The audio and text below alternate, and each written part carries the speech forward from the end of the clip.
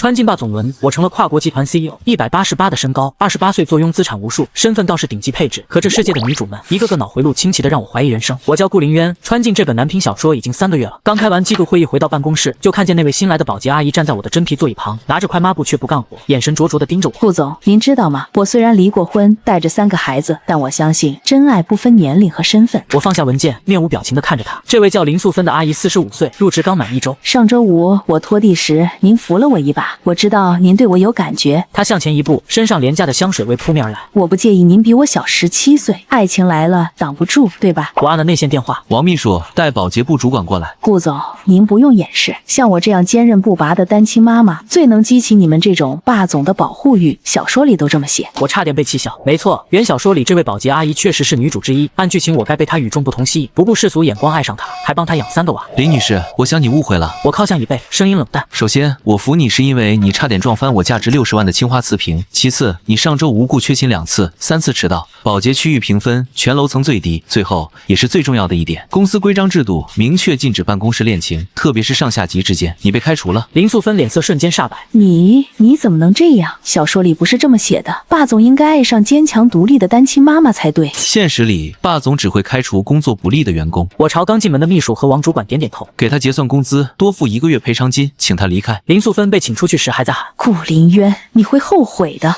我这样的女人你再也遇不到了。门关上后，世界终于清静了。王主管擦了擦汗：顾总，对不起，是我招聘时没审核清楚，下不为例。我挥挥手让他离开，揉了揉太阳穴。这只是今天的开场戏。下午3点，我提前结束工作回到布宅，刚进门就听见2楼传来摔东西的声音。管家陈博一脸为难地迎上来：少爷，苏小姐她又怎么了？苏小姐说要搬出去，说您对她图谋不轨。苏婉晴，21岁，美术系大3学生，故事慈善基金会资助的贫困生之一。2个月前，她老家房子失火，无处可去，基金会临时安排她暂住顾宅客房。按原剧情，这是我蓄谋已久接近她的手段。我上楼敲响客房的门，里面传来带着哭腔的声音：别进来，我说了我不想见你。苏婉晴，这是我的房子。我推开门，看到满地狼藉，摔碎的花瓶，撕碎的画稿，还有散落一地的衣物。苏婉晴站在房间中央，长发凌乱，眼睛红肿，活像被欺负了似的。她一见我就后退3步，双手抱胸：顾凌渊，我告诉你，我虽然穷，但有骨气。你别以为资助我上学，让我住进来就能为所欲为，我不是那种女人。我环顾房间，所以你就摔了我清代的花瓶，撕了准备送去参展的画。婉晴，那个花瓶市价80万，你的画作基金会原本计划帮你拍卖筹资。她脸色一白，但很快又挺直脊背：你别想用钱压我，我知道你们这些有钱人的套路，先假装善意接近，然后就要我付出代价，我宁可露宿街头也不会出卖自己。按照原剧情，此刻我该被她出淤泥而不染的品质打动，更觉得她与众不同，进而展开强势追求。可现实，我叹了口气，拿出手机：你要干什么？报警，故意损坏他人财物，金额巨大。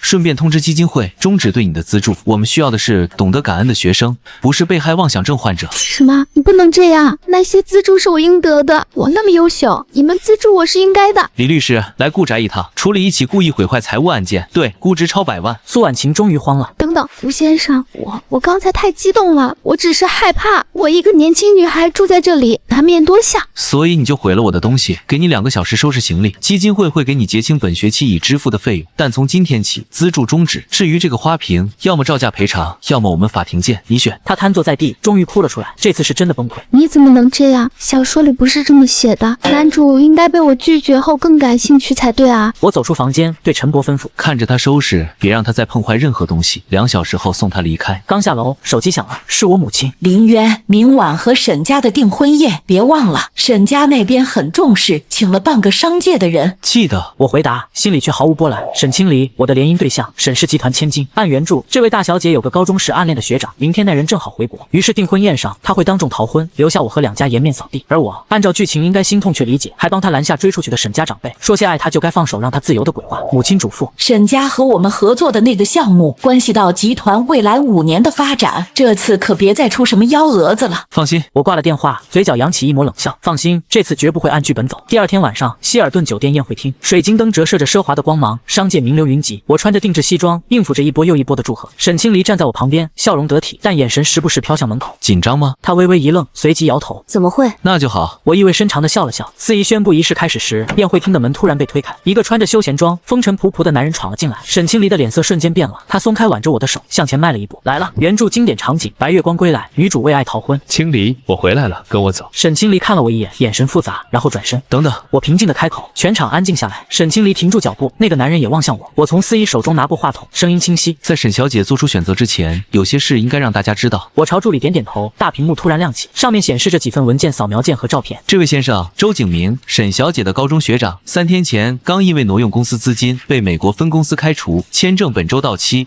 他名下的信用卡已刷爆，欠债约50万美元。周景明脸色煞白，你胡说！需要我联系你在硅谷的前雇主吗？或者展示一下你的银行流水？你急着回来找沈小姐，是因为知道她今天订婚，想抓住最后一根救命稻草吧？沈清离震惊地看着周景明。景明，他说的是真的吗？清离，你听我解释。还有，沈小姐，你以为的真爱，上周还和他的前女友在旧金山同居，需要看酒店入住记录吗？照片显示周景明搂着一个金发女子走进公寓，日期是5天前。沈清离踉跄一步，脸上血色尽失。我放下话筒，走到他面前，声音只够我们2人听见。现在你还想跟他走吗？他摇头，眼泪掉下来。我转向全场宾客，重新拿起话筒。看来有些误会，不过没关系，订婚宴继续。等等，清离，我是爱你的，那些都是误会。我抬手拦住他，对保安示意，请这位先生出去，他不在宾客名单上。周景明被带走了，嘴里还喊着沈清离的名字。沈父沈母走过来，满脸愧疚。林渊，对不起，我们不知道。没关系，谁还没点过去呢？仪式继续，交换戒指时，沈清离的手在颤抖。我低声说：“别担心，我们的合作不会受影响。你为什么不生气？生意归生意，我给他戴上戒指。感情可以慢慢培养，但好项目不等人。原著里，顾凌渊在沈清离逃婚后还痴心等待，最终感动了他。但现在，我只是需要一个合适的联姻对象，至于他心里有谁，与我无关，只要不在公众场合让我难堪。订婚宴后1周，我基本住在公司。沈清离打过几次电话，语气小心翼翼，我都以工作忙为由简短结束通话。周5晚上，我在办公室处理最后一份文件时，内线电话响了。顾总，有位姓楚的小姐找您，说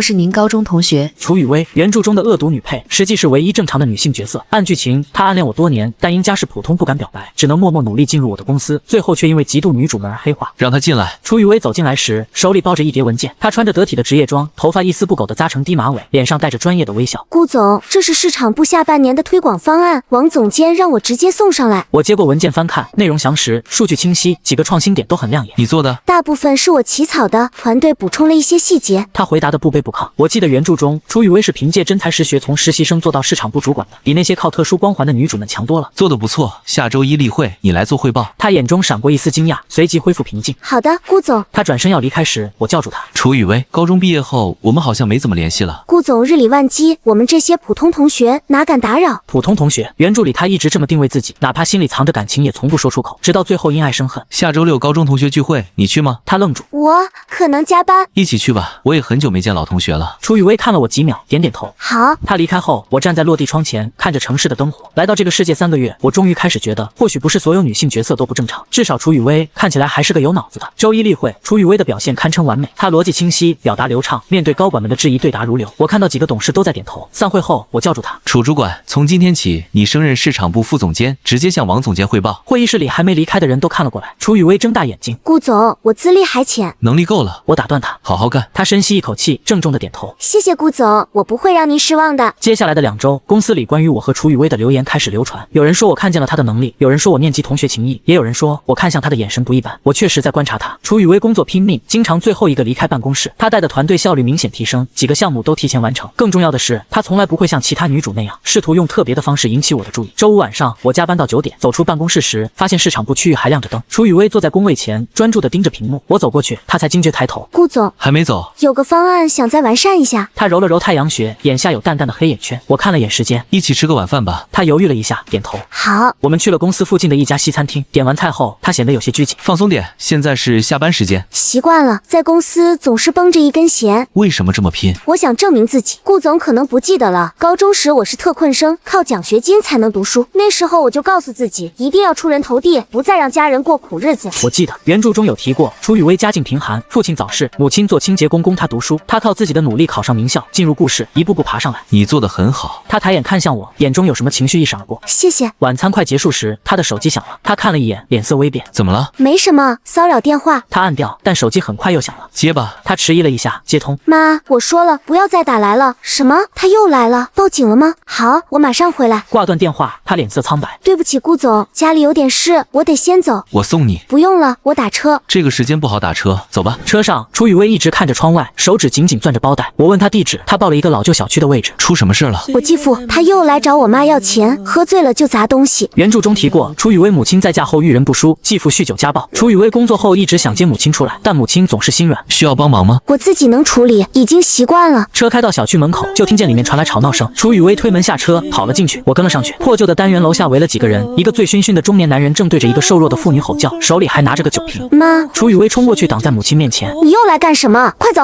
哟，闺女回来了。男人咧嘴笑，满口黄牙。正好，拿钱来。你在大公司上班赚那么多，孝敬孝敬老子怎么了？我1分钱都不会给你，你再不走我就报警了。报警？老子打自己老婆，警察管得着吗？男人举起酒瓶，我走上前挡在楚雨薇面前。男人愣住，你谁啊？他老板，你刚才的行为已经涉嫌寻衅滋事和威胁他人人身安全，现在离开我可以不追究。老板，有钱人啊，那正好，替你这员工孝敬孝敬我，不然我就去你们公司闹，说他勾引老板。话音未落，我抓住他拿酒瓶的手腕，反手一拧，酒瓶掉在地上摔碎，男人痛得大叫。你可以试试，看看是你闹得凶，还是我的律师团厉害。几个保安跑过来，是我刚才在车上打电话叫的附近物业的保安。把这位先生请出去，以后不许他进这个小区，如果他再来闹，直接报警。男人被架走了，嘴里还在骂骂咧咧。楚雨薇的母亲一直哭，楚雨薇搂着他安慰。我转身要走，楚雨薇叫住我。顾总，谢谢你。处理好家事，周一别迟到。我说完离开了。周日晚上，我接到沈清离的电话。林渊，明天晚上有空吗？我想和你谈谈。明天要见几个客户，可能会很晚。那我等你，不管多晚。我皱眉，按原著，沈清离在订婚宴事件后，应该和周景明纠缠一段时间才对，这么快就想通了。第二天晚上10点，我回到顾宅，发现沈清离坐在客厅里，他穿着简单的家居服，素面朝天，和平时精致的模样不太一样。回来了。他站起身，吃过了吗？我做了点夜宵。吃过了，有什么事？他在对面坐下，双手交握。我想为订婚宴那天的事正式道歉，还有谢谢你当时没让我难堪。过去了。没有过去。那天之后，我想了很多。我一直活在自己的幻想里，觉得爱情就该轰轰烈烈，不顾一切。但现实是，周景明只是在利用我，而你……他抬眼看向我，你给了我最大的体面。我知道我们的婚姻是商业联姻，但我愿意努力，试着做一个好妻子。如果你愿意给我们的关系一个机会的话。按照原著，这时候我应该被他的醒悟打动，开始真正爱上他。但现在，我只是觉得这一切都按剧本走得太顺利了。清离，我需要时间考虑，不是因为你不好，而是我需要想清楚什么样的婚姻对我们双方都最合适。他眼中闪过失望，但还是点头。我理解。这段时间我们像朋友一样相处吧，不用刻意做什么。他勉强笑了笑。好。那之后，沈清离确实没再刻意接近我，他继续他的画廊工作，偶尔会发一些展览信息给我，我也会礼貌性的回应，关系维持在一种客气的平衡中。而楚雨薇自从那晚之后，工作更加拼命，他提交的几个方案都获得董事会通过。其中一个推广活动甚至让季度销售额提升了15个百分点。董事会上，王总监提议将楚雨薇升为市场总监，自己退居2线。几个董事附议，楚副总监能力确实突出，但毕竟年轻，担任总监会不会压力太大？一位老董事提出质疑，我开口，压力是成长的动力，我赞成这个提议，表决通过，恭喜楚总监。谢谢顾总信任，我会更努力的。我相信你。我把一份文件推过去，这是下个季度的重点计划，你负责牵头，预算和团队你自己定。他翻开文件，眼睛一亮，这个项目我关注很久了，有几个初步想法。他滔滔不绝地讲了很久，眼里闪着光。这一刻的楚雨薇和高中时那个在图书馆埋头苦读的女孩重叠在一起。就按你的想法做，需要什么支持直接跟我说。是。他抱着文件，几乎是蹦跳着离开办公室。门关上后，我靠在椅背上，第一次在这个世界感到一丝轻松。终于有一个角色是按照正常逻辑在生活、在奋斗的。但平静日子没过几天，周3下午，前台打电话上来，语气慌张。顾总，有个女人带着3个孩子在大堂闹，说要见您，说是您孩子的妈。我心头一沉。林素芬下楼时，大堂已经围了不少人。林素芬坐在地上哭，3个孩子站在旁边，大的10来岁，小的才5、6岁，也都跟着哭。顾林渊，你终于肯见我了。林素芬看见我，爬起来冲过来，被保安拦住。你这个负心汉，玩够了就不要我们母子了。围观员工窃窃私语，我扫视一圈，声音不大但清晰。都回工作岗位，陈经理，报警。人群散开一些，但还有几个在远处观望。你们看看，这就是大老板，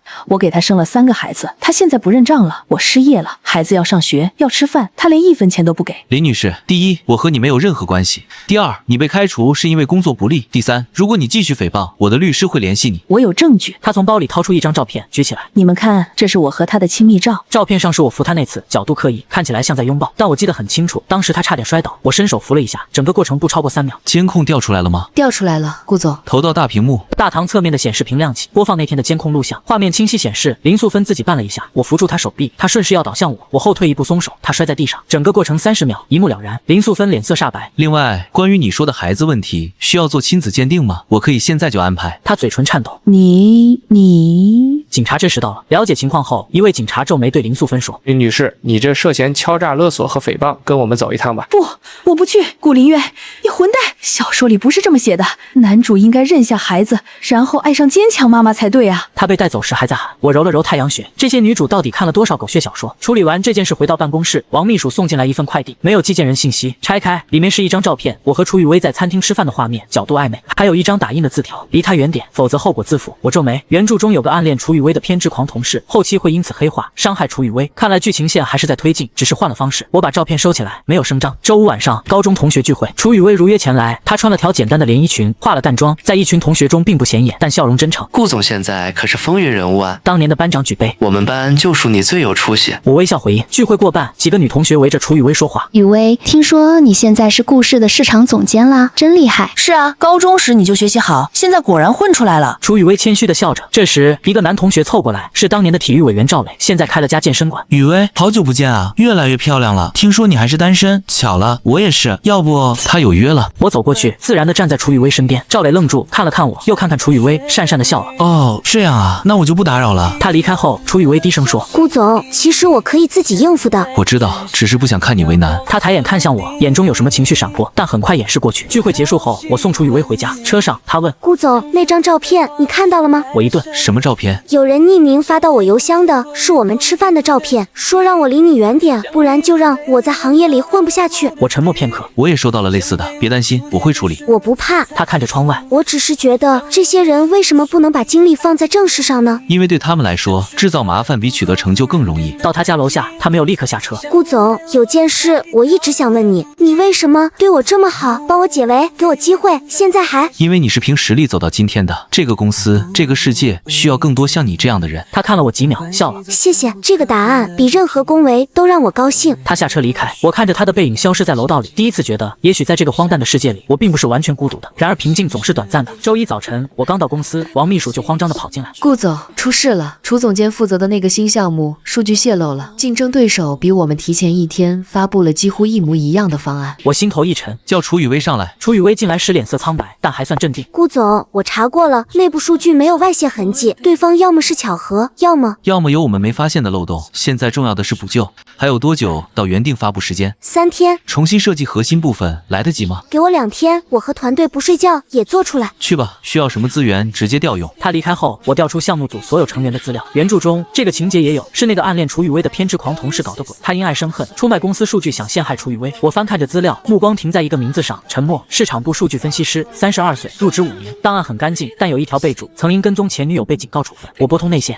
李助理，查一下陈默最近的经济状况和社交活动，低调点。下午，楚雨薇的团队已经开始了修改工作。我去市场部看了一眼，所有人都埋头苦干，气氛紧张但有序。楚雨薇站在白板前，快速写着什么，眼神专注。看到我，她点点头，继续工作。晚上8点，李助理送来报告：陈默最近2个月有大额资金入账，来源是一个海外账户。上周他还买了一辆新车，全款。另外，监控显示他上周3晚上加班到很晚，走之前去了楚总监的办公室。楚总监办公室的监控呢？坏了，维修记录显示是上周2报修的，还没修好，太巧了。报警吧，把证据交给警方。那项目继续，数据泄露是刑事案件，我们该干嘛干嘛。警方第2天上午就带走了陈默。起初他还抵赖，但在证据面前很快招认，确实是他在楚雨薇办公室拷贝了数据，卖给竞争对手。项目组士气大振，楚雨薇带领团队熬了2个通宵，终于在第3天清晨完成了全新方案。发布会很成功，媒体对顾氏能在这么短时间内推出更优方案大为赞赏，股价当天上涨了5个点。庆功宴上，楚雨薇被团队围在中间，大家起哄让他讲话，他脸微红，举起杯：“谢谢大家，这次我们能成功，是因为每个人都没放弃，这杯敬团队精神。”众人欢呼。他喝了一口酒，目光穿过人群看向我，微微一笑。宴会结束后，我送他回家。车上，他累得睡着了，头靠在车窗上。等红灯时，我把外套轻轻盖在他身上。到他家楼下，他醒过来，有些不好意思：“对不起，我睡着了。”好好休息，明天放你1天假。不用，还有很多后续工作。这是命令，疲劳会降低工作效率。好，听老板的。他下车走了几步，又回头：“顾总，谢谢你信任我。他说完，快步走进楼道。我看着他的背影，第一次在这个世界感到一丝温暖。然而好景不长，2周后，沈清离突然来找我，脸色严肃。林渊，有件事我必须告诉你。他拿出一份文件，我查到我父亲和几个董事私下有接触，好像在谋划什么。我翻看文件，是一些资金往来记录和会议纪要。沈氏集团内部似乎出现了分歧，一部分人想终止和顾氏的合作，转投另一家公司。你为什么告诉我这些？沈氏是你家的公司？因为我不想成为棋子。订婚宴后，我想了很多。我父亲他更看重利益，而不是我的幸福。如果顾氏倒了，他会毫不犹豫地让我嫁给别人。你很清醒。不清醒不行啊！这个世界不对，是这本小说里女性角色要么恋爱脑，要么恶毒心机。我想走第3条路，靠自己。我有些意外地看着他。沈清离，原著中那个为爱痴狂的大小姐，居然说出了这样的话。我会注意的，谢谢你提醒。他离开后，我把文件交给李助理，查清楚所有细节。3天后，调查结果出来了。沈氏内部异动，牵头的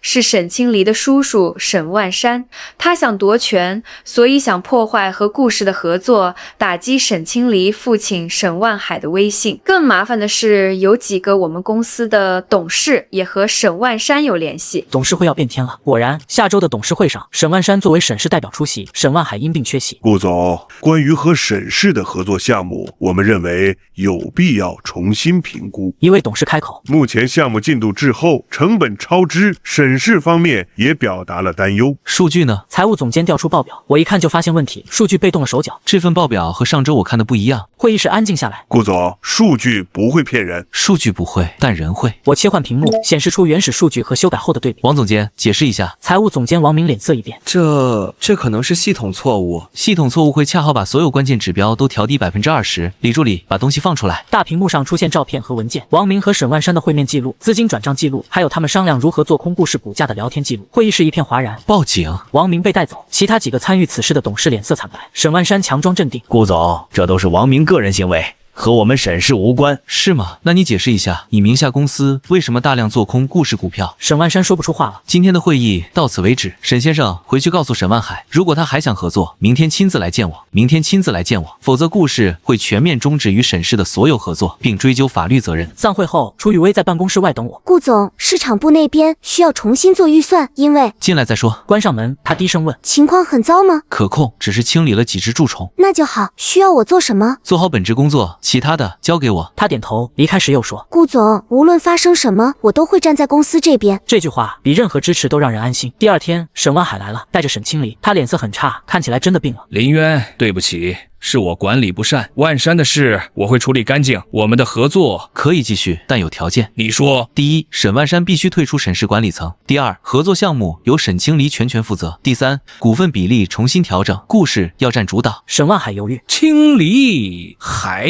年轻。爸，我可以。这2个月我一直在学习项目管理的课程，也请教了很多前辈。给我机会，我不会让你失望。沈万海看看女儿，又看看我，终于点头。好，林渊，我把女儿和项目都交给你了，别让我失望。他们离开后，沈清离单独留下。谢谢，给我这个机会。是你自己争取的，好好干。他笑了，这次是真心的笑。我会的。走出办公室时，他回头。顾林渊，你知道吗？有时候我觉得你好像不是这个世界的人。我一顿。为什么？因为你太正常了。这个世界的男人，要么是恋爱脑霸总，要么是偏执狂反派。但你像个真实的人。他离开后，我站在窗前，久久无言。是啊，我本就不是这个世界的人，但也许正因为如此，我才能打破这个世界的荒诞逻辑。日子回归平静，楚雨薇的市场部越做越好，沈清离负责的项目也步入正轨，公司清除了内鬼，股价稳步上涨。我以为终于可以松口气了，但命运的玩笑还没结束。一个寻常的周三，我收到一封匿名信，信封里只有一张照片，是我穿书前在原来世界的照片，背景是我原来的办公室，背面写着一行字：我知道你是谁。周6下午3点，城西咖啡馆见。一个人来，我的手心出了汗。这个世界还有别人知道真相。周6的咖啡馆里，我见到了陈燕，她说像我一样的穿书者不止一个，而这个世界正因剧情不断被改写而濒临崩坏。那些女主们看似荒诞的行为，其实是系统为维护原著逻辑做出的强制修正。你必须找到4个锚点，稳定这个世界。陈燕递给我一份名单，上面有3个名字：楚雨薇、沈清离、苏婉晴。至于第4个，需要你自己发现。我笑了，没有接名单，我知道第4个是谁。离开咖啡馆，我站在街边，拨通了3个电话，给楚雨薇，下周1上任集团副总裁，全面负责新业务线；给沈清离，合作项目升级为独立子公司，由你全权执掌；给苏婉晴。故事艺术基金会正式成立，聘你做首席策展人。3个女人在电话那头都沉默了，然后她们问了同一个问题：为什么？为什么？为什么？因为这个世界需要更多不按剧本活的人。最后一个电话，我打给了管家陈伯。陈伯，祖父留下的那套古籍，今晚我想看看。电话那头，70岁的老人轻轻笑了。少爷，